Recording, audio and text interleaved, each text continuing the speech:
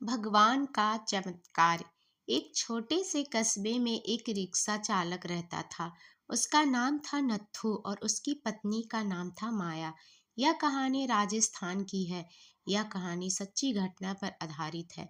यह कहानी भगवान के चमत्कार की है, लेकिन नाम काल्पनिक है। इसके सभी पात्र काल्पनिक है। नत्थू बहुत ही नेक दिल इंसान था।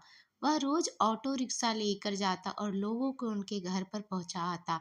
उसका व्यवहार एक छोटे बच्चे से लेकर बड़े बुजुर्गों सभी व्यक्तियों से बहुत ही अच्छा था। अपने मधुर व्यवहार के कारण लोग उसे पहचानने लग गए थे। रात के 1 बजे भी किसी ने अगर आवश्यक कार्य से बाहर जाना होता तो वह बेचारा 1 बजे भी उठ जाता। किसी भी लोगों को मना करने की उसकी आदत नहीं थी। महिलाएं रात के समय भी उस ऑटो रिक्शा चालक की ऑटो में बिना संकोच बैठ जाती थी। वह था इतना नेक दिल इंसान। सभी गांव के लोग उसको बहुत ही प्यार करते थे। उसकी 3 बेटियां थी, चांदनी, अंकिता और तनु। वह सभी पढ़ाई कर रही थी। एक बड़ी बेटी तो पढ़ाई कर चुकी थी। उसने अपनी बेटी को 12वीं कक्षा तक पढ़ा दिया था। बाकी दोनों बेटियां शिक्षा ग्रहण कर रही थी। उसने अपनी बड़ी बेटी की शादी तय कर दी थी। भगवान का दिया उसके पास लायक था। ऑटो रिक्शा चालक ने अपनी बेटी का विवाह एक अच्छे परिवार में तय कर दिया था। उसके ससुराल वाले ने शादी की तारीख निश्चय कर दी थी। ऑटो रिक्शा चालक ने रात दिन मेहनत करके अपनी बेटी की शादी के लिए रुपये जुटाए थे। उसने अपनी बेटी के गहने, कपड़े और आदि शादी का सारा सामान खरीद लिया था। वह अपनी बेटी की शादी का इंतजार कर रहा था। वह एक दिन भगवान के मंदिर में पूजा करने चला गया था। वह मंदिर में पूजा करने लगा और भगवान से कहने लगा, मेरी बेटी की शादी जल्दी होने वाली है। अपनी बेटी की शादी का सामान खरीदने में मुझे कभी कोई कमी नहीं आई। आपकी दया से सब कुछ ठीक चल रहा है। सारा सामान भी आ गया है। खाने पीने का सारा सामान भी आ चुका है। शादी के 2-3 दिन रह गए थे। अपनी बेटी के पास जाकर बोला, मेरे पास देने के लिए ज्यादा तो कुछ नहीं। मैंने तुम्हारे लिए थोड़े से गहने भी बनवा दिए हैं। तुम्हारी दोनों बहनों के हाथ भी पीले करने हैं। तुम्हारा हाथ एक अच्छे परिवार में दे रहा हूँ। लड़का अच्छी नौकरी करता है। तुम्हें वहाँ कोई कमी नहीं रहेगी। बेटा, लड़की तो पराया धन होती है। उसे तो एक न एक दिन ससुराल जाना ही पड़ता है। बेटा, निराश ना हो। आज मैं तुम्हें एक शिक्षा दे रहा हूँ। अपने ससुराल में बड़ों का सम्मान करना, अपने सास ससुर की खूब सेवा करना। तुझे यह सीख दे रहा हूँ, बड़ों की आज्ञा का पालन करना, अपने सास ससुर को ही अपना माता पिता समझना।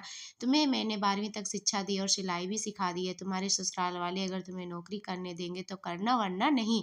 अपनी मर्यादा का ख्याल रखना। लड़की ससुराल में अपनी सद्गुणों से सभी को अपना बना लेती है। सास ससुर तुझे डांट डपट करे तो सोच लेना माता पिता डांट रहे। तेरी मेरी इज्जत का सम्मान करना। अपनी बेटी को समझाने लग गया था। समझाते समझाते उसकी आंखों में आंसू आ गए थे। घर में शादी का माहौल था। घर में रिश्तेदारों का तांता लग गया था। दिन को सभी लोग आते थे। किसी को सभी लोग आ जाते थे। किसी को क्या पता था कि होनी तो कोई और ही खेल खेल रही थी। शायद वह उसकी परीक्षा ले रही थी। शादी केवल 3 दिन बचे थे। रात को ऑटो रिक्शा चालक के घर में भयंकर आग लग गई। सभी लोग सो रहे थे। रात को उनका सारा घर आग की लपेटों की चपेट में था। उनकी घर की छोटी बेटी अंकिता पानी पीने के लिए उठी। उसने देखा चारों ओर धुआं ही धुआं था। उसने दौड़कर अपने माता पिता को जगाए। तीनों बेटियां चिल्लाने लग गई, आग आग, कोई हमें बचाओ। मुश्किल से रिक्शा चालक ने पिछली बालकनी से जाकर एक डंडे के सहारे बालकनी से निकलने की कोशिश की। घर के सभी सदस्य बाल बाल बचे, लेकिन घर का सारा सामान जल गया था। शादी का सारा सामान जलकर नष्ट हो गया था। चांदनी भी बेहोश हो गई थी। दोनों बहनें भी चक्कर खाकर गिर पड़ी थी। चांदनी को थोड़ा प्या होश होने लगा था। लोगों ने उन सब को बड़ी मुश्किल से बाहर निकाला। थोड़ी पहले जहाँ खुशियां छा रही थी वहां का दृश्य देखा भी नहीं जा रहा था। जो भी देखता उसकी आंखों से आंसू निकलते। बेचारा अब क्या करेगा, बिना शादी के ही बेटी रहेगी। दूल्हा तो अब उसे ब्याहने से रहा। कुछ लोग तरह तरह की बातें करते। जितने में उतनी बातें जानी। दौड़ी दौड़ी अपने पिता के पास जाकर बोली, पापा निराश ना हो। आपने इतनी मेहनत से मेरी शादी के लिए रुपया जोड़ा था। आप जरा भी चिंता मत करो। मेरी किस्मत में यही लिखा था। आप निराश ना हो। मुश्किल की इस घड़ी में हमें कमजोर नहीं पड़ना है। मैं आपका बेटा नहीं हूं तो क्या हुआ, आपने बेटों की तरह हमारी परवरिश में कोई कमी नहीं रखी। हम तीनों बहनों को वह सब कुछ दिया जो आपसे बन पड़ा। तब तक दोनों बहनें अंकिता और तनु भी उठ गई थी। वह भी अपने पापा के पास जाकर खड़ी हो गई। पापा, हम सब आपकी ताकत, हम तीनों आपकी बेटियां नहीं बेटे हैं। आज से हम भी आपके साथ कमाएंगे। चांदनी बोली, पापा, अगर वह लड़का जिसे मुझे शादी करने के लिए चुना है मुझसे अगर सच्ची मोहब्बत करता होगा तो यह देखकर कभी भी शादी के लिए इनकार नहीं करेगा, मैं भी उससे खुशी-खुशी स्वीकार करूँगी। आप ज़रा भी चिंता मत करो। उन तीनों ने मिलकर अपने पापा को उठाया, मोहल्ले के सारे लोग इकट्ठे हो गए थे। सब आपस में कह रहे थे कि ससुराल वालों को वह क्या कहेगा, जो भी आता शोक व्यक्त कर चला जाता। नत्थू के घर के पास लोगों का तांता लग गया था, सभी कहने लगे कि तुम तो नेकी करके कमाते थे। नत्थू बोला शायद भगवान की भी यही मर्जी होगी। उसकी पत्नी माया आकर बोली कि बड़े भगवान का नाम लेते फिरते हो, यह सब कुछ दिया हुआ भगवान ने, भगवान का नाम लेकर भी आपके मन भगवान ने आपको यह सिला दिया, इस घर में भगवान का नाम कभी नहीं मत लेना। वह बोला भाग्यवान, यह तो नियति का खेल है, भगवान का क्यों कोसती हो। तीनों बेटियों ने बड़ी मुश्किल से अपनी माँ को संभाला। किसी ने प्रेस में खबर कर दी। अगले दिन समाचार पत्र में आ गया कि नत्थू राम का घर जलकर स्वाहा हो गया। दूसरे दिन जब लोगों ने देखा, ऑटो रिक्शा चालक नत्थू का घर आग की लपेटों में जलकर पल भर में नष्ट हो गया था। उसकी बेटी की शादी को कुछ ही दिन रह गए थे। बेचारा अपनी बेटी की शादी कैसे करेगा।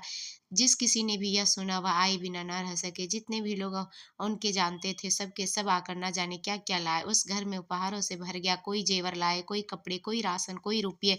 जिन सभी नेताओं ने सुना सभी ने नथुराम की सहायता की। वह था इतना नेक इंसान, उसकी बेटी की शादी को भला कोई क्यों नहीं आता। शाम तक उसके घर में न जाने कितने रुपये इकट्ठे हो चुके थे। जब तीनों बेटियों ने अपने पापा को सारे रुपये थमाए, उन सबको तो अपनी आंखों पर विश्वास ही नहीं हो रहा था कि जहाँ पर घर में सब कुछ नष्ट हो गया था, वहाँ पर उनके पास इतना रुपया इकट्ठा हो गया था। वह बैठे बिठाए तीनों बेटियों की शादी आसानी से कर सकता था। भगवान जब देता है तो छप्पड़ फाड़ के देता है। उसने बड़ी धूमधाम से मंदिर में अपनी बेटी की शादी की। लोग आपस में कह रहे थे कि इस नेक दिल इंसान की सहायता भगवान क्यों नहीं करते। आज तो भगवान के चमत्कार पर भी सभी को विश्वास हो गया था। भगवान जो करता है अच्छा ही करता है। नथुराम की पत्नी आकर बोली मुझे माफ कर देना।